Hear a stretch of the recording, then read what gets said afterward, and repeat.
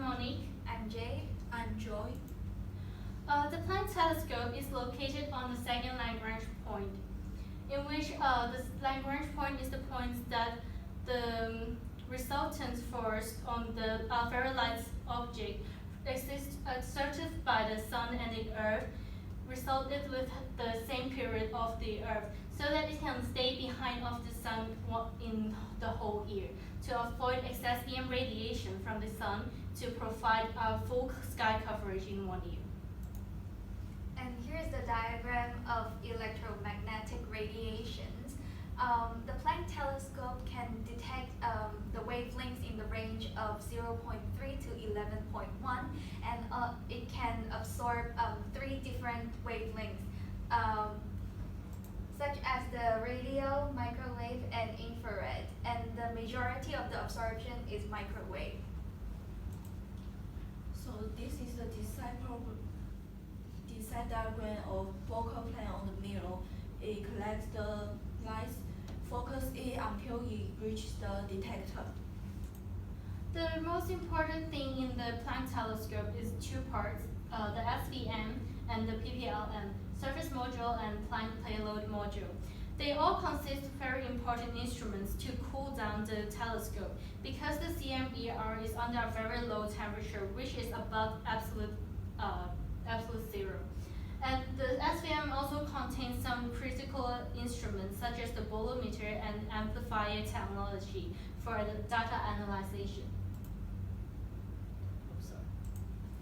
So here's another diagram of the Planck telescope. As you can see, this is the large mirror, and surrounded by it is the baffle. It is used to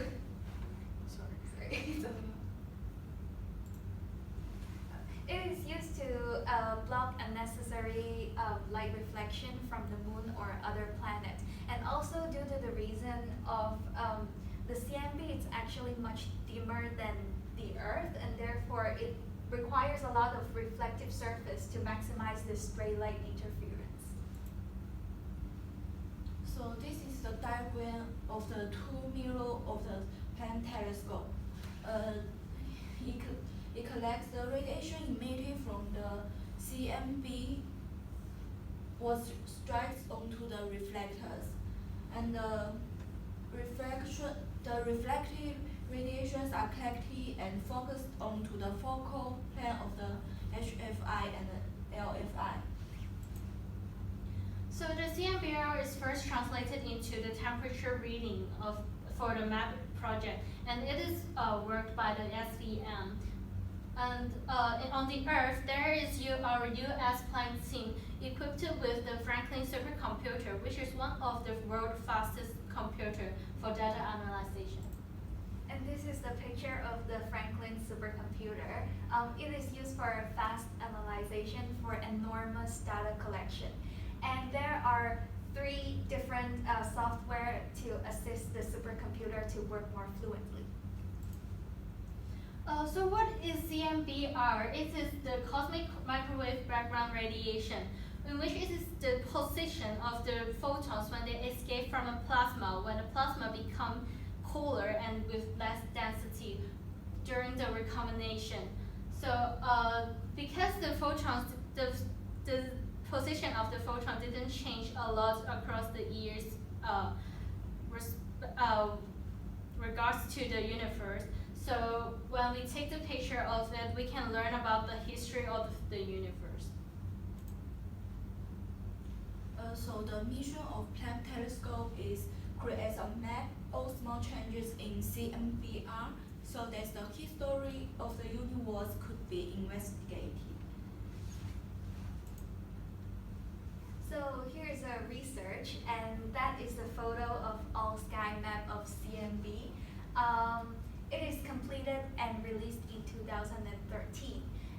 It is used to trace the origin of the celestial bodies and the galaxy, so that the previous and following universal history can be known for educational and scientific purpose. So the Planck telescope was built in USA by NASA. The investigators from Italy and France also helped So it costs 900 billion.